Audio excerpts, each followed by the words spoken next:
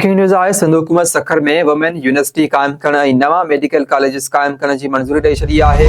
अहम ख़बर आहे, वॾे वज़ीर सदारत हेठि तरक़ियाती पोर्टफोलियो 2025-26 जो इजलास थियो आहे।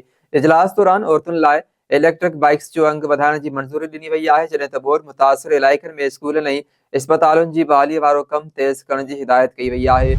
वॾे वज़ीर चयो त बोर मुतासिर इलाइक़नि में स्कूलनि ऐं इस्पतालुनि जी बहालीअ वारो कमु तेज़ कयो वञे। वॾे वज़ीर मुराद अली शाह पारां ज़रई वैल्यू चेन मज़बूत बणाइण लाइ बि क़दम खणण जी हिदायत कई वई आहे। इजलास दौरान BRT रेड लाइन ऐं येलो लाइन मनसूबनि में थियल अघ भराई जो भी जाइज़ो वरितो वियो। वॾे वज़ीर मुराद अली शाह चयो त सिंध में बोर मुतासिरनि लाइ दुनिया जो सभ खां वॾो हाउसिंग मनसूबो हली रहियो आहे। मनसूबे ज़रिए 9 लख औरतुनि खे ज़मीनुनि जा मालिकाना हक़ ॾिना विया।